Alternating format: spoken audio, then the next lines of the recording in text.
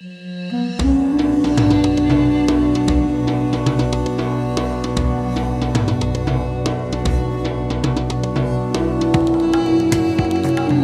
afternoon, and welcome to this week's edition of Halftime Talk, a moment each week where we take a deeper dive into a number of subjects that are impacting the energy markets, and it allows for a moment to sort of look a little bit deeper. And in this critical window of time when the Gulf and Iran and Israel and US war on Iran and Iran's retaliation across the region is swallowing up all the oxygen in the room. We tend to forget about what is also one of the world's most critical conflict zones and energy suppliers and all of the associated pieces that is it's in itself dominated the headlines for a number of years, and in some ways it took a back seat in the last 2 months. So to get the chance to turn back to Russia a little bit is a great honor, and no better person than Dr. Emily Holland, Eurasia Director at the Foreign Policy Research Institute in Berlin. So Dr. Emily, thank you for joining us. Thank you so much for having me. Let's sort of take a jump right in, as they say, with the Strait of Hormuz effectively, de facto closed, as the phrase goes. But obviously, there's some movement through it. Not so much this week after the double blockade with the U.S. arriving, but. Is Russia emerging as the primary geopolitical energy beneficiary across the Eurasian trade flows? I mean, we've seen Russia suffer a bit in recent years with the shut off from Europe and so forth. How do you see Russia as one of the principal beneficiaries of the crisis in the Gulf, the other big energy supply center? Yes, absolutely. I would say Russia is probably the most immediate external beneficiary, although I would stress that it's constrained. It's not an all-powerful beneficiary. And, the first reason is quite simple. Higher oil prices directly support Kremlin revenues. And so when there's a shock to Gulf energy flows, the global system scrambles for replacement barrels and Russian crude becomes more valuable almost immediately. And what we've seen is that this discounted crude can become more attractive to buyers who really care more about security of supply than, let's say, external optics. So in the short term, Russia benefits from tighter markets, higher prices, and a renewed willingness by some consumers and intermediaries to tolerate sanctioned or semi-sanctioned flows. And that's especially true when policymakers start worrying that removing too many barrels from the market will cause greater instability. Um, When we so, look yeah, at the beneficiary from the point of view of more kinetic, with the eyes of the world and the military resources of the U.S. and its military industrial complex and supplier of all of the things that Ukraine needs to defend itself against Russia's invasion. If we look at the kinetic side of this equation, does this also benefit Russia? Does it weaken Ukraine? Is that too simple a way to see it, winner and loser? well, I think it's complicated, but on the one hand, when generally when people start to suffer and states start to suffer from higher prices, which leads potentially to inflation, which leads to dissatisfaction, sort of amongst populations, then of course the coalition to support a war might disappear a little bit. And so what this ends up happening is just sort of ends up sort of breaking the coalition's willingness to support a war when everybody is sort of globally suffering. So I think there's a deep thread here with the Middle East crisis right now to sort of what Russia's been doing for a long time, which is kinetically targeting energy assets. And we see that sort of in general now, energy assets are a sort of legitimate target in wars, from what's happening in the Middle East to Russia's been doing in Ukraine for over 4 years I now. mean, in that sense, it does look like Ukraine has been limiting Russia's ability to benefit from this moment, given they've been able to, and you can clarify the data numbers, but they've made quite an impact on the export facilities of Russia, some refining in the last month or so. Absolutely. So Ukraine has actually been very successful at giving Russia what's essentially a taste of their own medicine, which is targeting Russian assets, targeting ports and exports, particularly in the Black Sea region, targeting refineries. And so it's sort of estimated that, Russian exports in general are down approximately 30%, with the sort of with Ukraine targeting their assets. And this is really something that they learned directly from the Russians, which is how to hold the Russians accountable and to punish the Russian state and the wider Russian public for waging their war. So if Russian export capacity is down 30%, do they then have to shut in production? Because that's quite a lot. It is quite a lot, but this is not something new. This is something that they've been sort of dealing with for a while, and they've been more flexible with how they've been doing their export and what they've been doing in terms of markets. Now, at the moment, as we talked about, the demand for any sort of last drop of Russian oil is quite high. So what they are able to get out is being sold, and it's not sitting on tankers waiting to be sold anywhere. So all of that extra, all of that gas, all that oil and gas is just, being bought immediately. So that's actually very, very beneficial to the Russian government. If you look at the bigger picture of the geopolitical equation in recent years, it would have looked like Russia becoming increasingly dependent on China, not only the China market for its exports. Obviously, the Europeans shut out much of Russian gas into Europe, and China is really a critical alternative. And oil as well, given the sanctions, that China really became the big beneficiary and Russia very dependent on that. Um, Now, with China getting shut out of Venezuela, maybe shut out a little bit of the Gulf, at least at the moment with the blockade on the Straits of Hormuz, does that put the shoe on the other foot now? Does Russia have more leverage over Asia, over China, than the other way around? How do you see the shift in the dynamic of that relationship? I think absolutely right now, Russia's leverage over Asian buyers is real, but it's only really partly sustainable. So obviously, the Gulf disruption strengthens Russian hands, and Asian buyers, especially larger importers like China, are very pragmatic, right?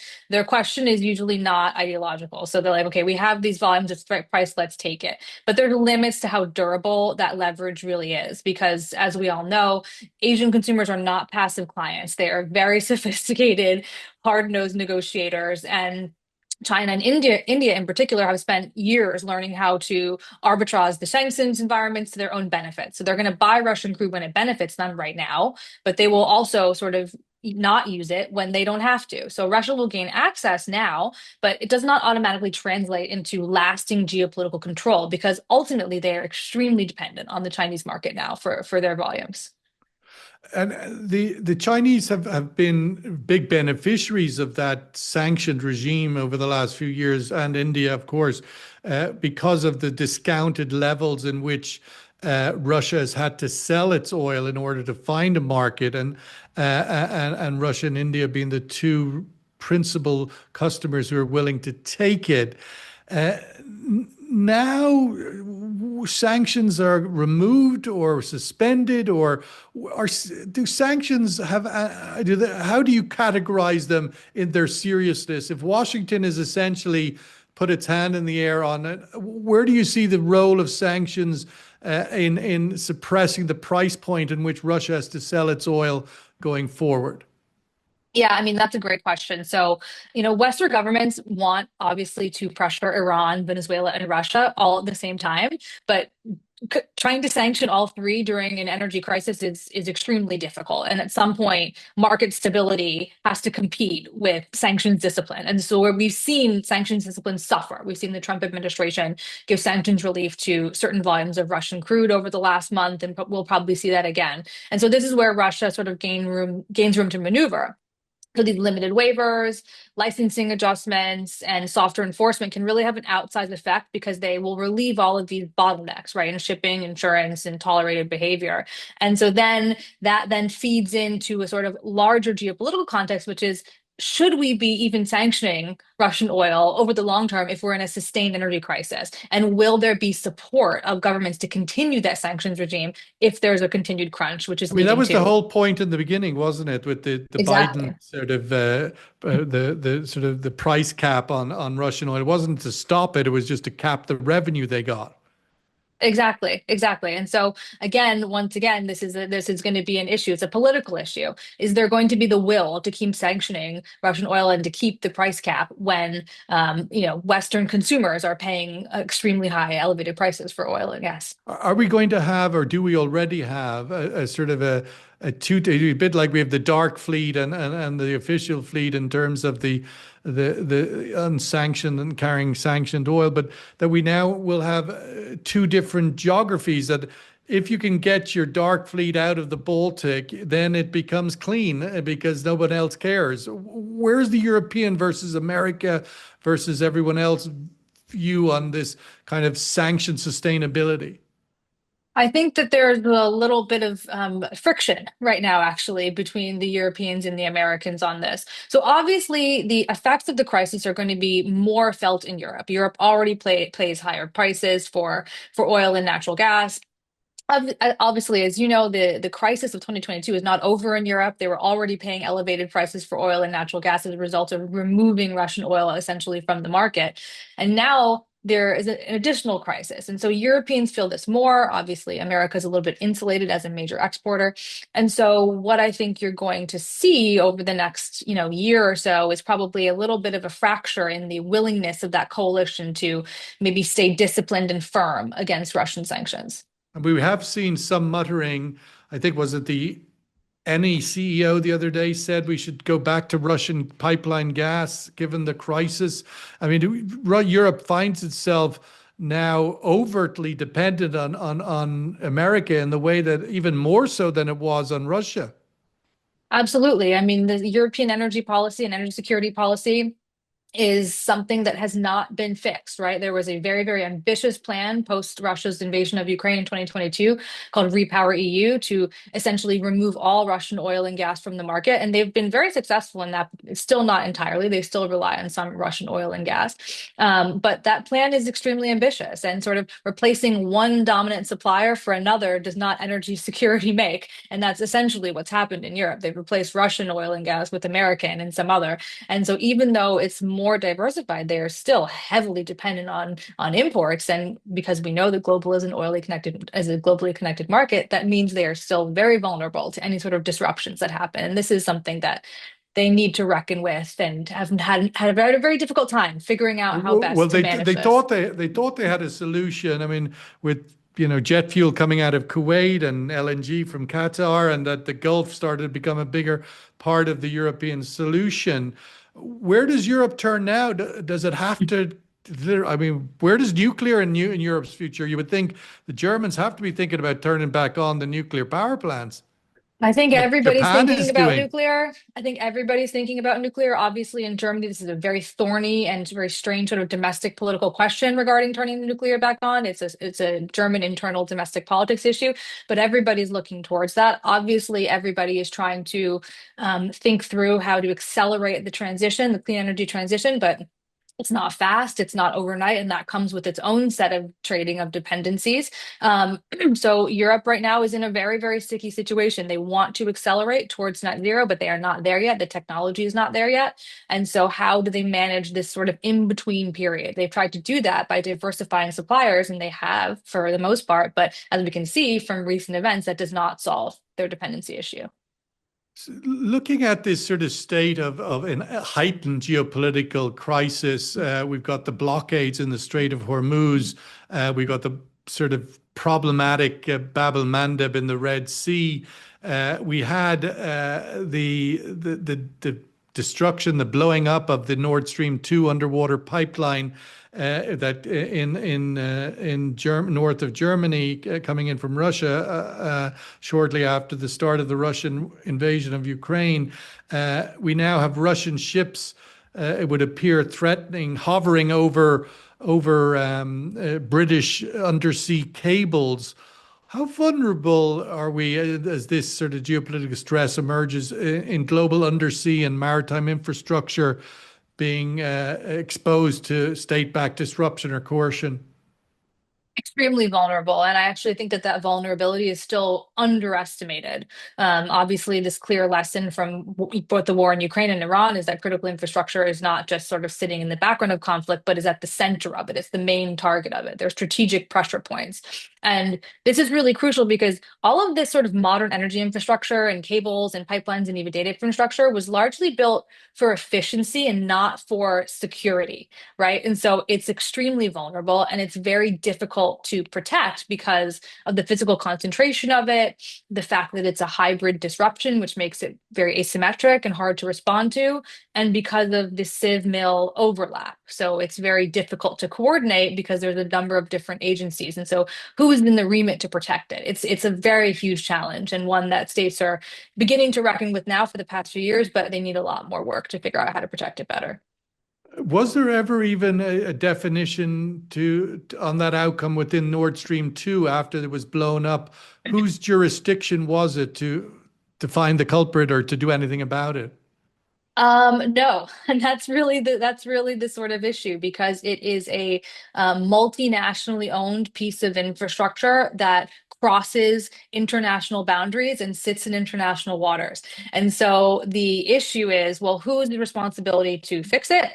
Whose responsibility to reply to the incident? And then you have multiple different states involved. Sometimes it's unclear, even within one state, whose responsibility it is. And this is something that I think is a huge challenge in responding to infrastructure, is just the institutional challenge. How do you coordinate? Who is responsible? Who can talk to each other? How do you share information across borders? So it's an enormous challenge in Europe and by extension, the entire world. When you lay over that issue, Emily, the sort of the US posture of withdrawal, the Western Hemisphere focus of the new energy security policy of the United States, the sort of Europe, you got to sort out your own security. And now we're seeing commentary similar in the Strait of Hormuz by Trump. Oh, that's not my problem. America doesn't get its oil from there. Although they're obviously militarily very present there at the moment. But this sort of general withdrawal posture, like we're not going to pay for China's energy security shipping lanes anymore, is ultimately the underlying message there. As you sort of extrapolate that across the sort of global shipping lanes, that the US Armada, which has been for 70, 80 years, the sort of protector of international trade flows, the high seas, and everything is kind of priced in around that insurance and trade and supply chain. How do you look at that sort of that retreat from America versus the new cost structure, or what replaces that in the high seas? Yeah, I mean, I think this is one of the biggest questions to emerge from the conflict in Iran is that it really signals that the sort of old assumption that there is a broadly shared framework for freedom of navigation and thus for global shipping is eroded. So it used to be sort of that there was at least a loose expectation that major powers had a common interest in preserving what we call freedom of navigation, so FONOPS, and keeping core maritime arteries open. Didn't mean that there was always harmony and peace, but it did mean that sort of energy shipping lanes were treated as part of a relatively universal system. The seas were a global commons. What we are now seeing is very different. So maritime security is becoming contested, more selective, more openly tied to geopolitical rivalry, and like the rest of the world, more nationalistic. So, as the US says, it's not our role to sort of protect global shipping anymore. This was traditionally what the entire main core of the US Navy was, to protect global free shipping. Then we're going to see major states take a position on how they think this global common should be shaped. China and Russia are going to assert their view of what they think global shipping should be, at the same time as the US seems to withdraw from that. And it's going to be an enormous change to how we get our energy moved around the world and everything else for that matter. This wrapping up with our last point here, given your NATO experience, how do you think Gulf and European actors should respond to the escalating naval brinkmanship around Iran and critical choke points that we mentioned?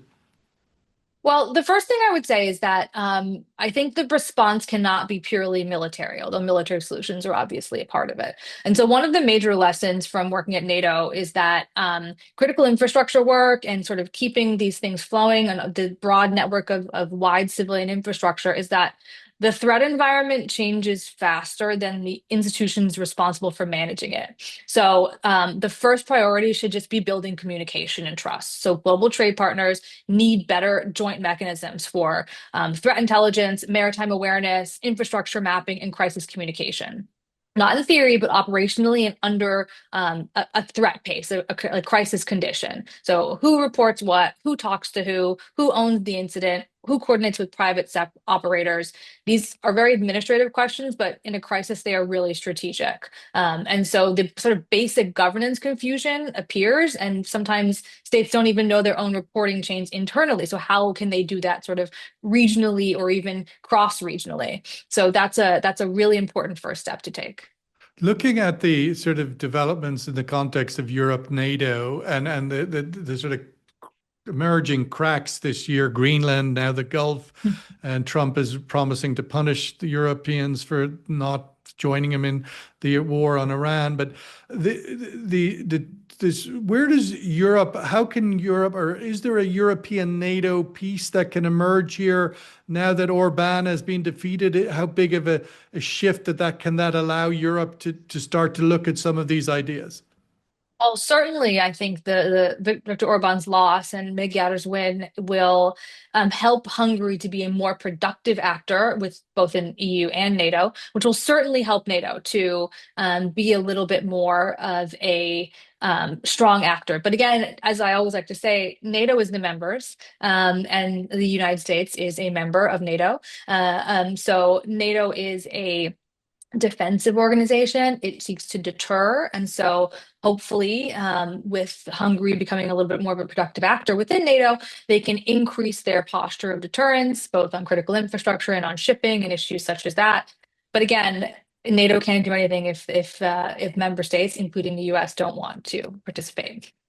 It does appear to me that in that sense, the NATO as a defensive organization, as a deterrence organization, does need to figure out ways that, as we talked earlier about the sort of underwater maritime infrastructure, how that features in their critical thinking, given how important telecom lines and internet and AI and all of the above are becoming, because that appears to be what the Russian naval ships are hovering over in the, I think, in international waters off the UK recently, which was sort of elevated into a sort of a small red light flashing moment. Listen, we could talk forever on this issue, and for better or worse, it's only becoming more and more critical every day of the week, and like so many other things, fighting for the front page space. And we'll have to see. I mean, I think it's going to be quite interesting how this event in the Gulf is resolved. New talks coming between the US and Iran in the coming days, it would appear. And also, does the UN end up playing a role, the Security Council being resurrected from death's doorstep in the security, in a role on the Strait of Hormuz and so on. So it'll be for international architecture, be very interesting to see how this resolves itself. It's not an uncomplicated moment. But we'll have to wrap it up there. So enjoyed that. Dr. Emily Holland, Eurasia Director, Foreign Policy Research Institute. Really grateful for your time this afternoon. Thank you for having me.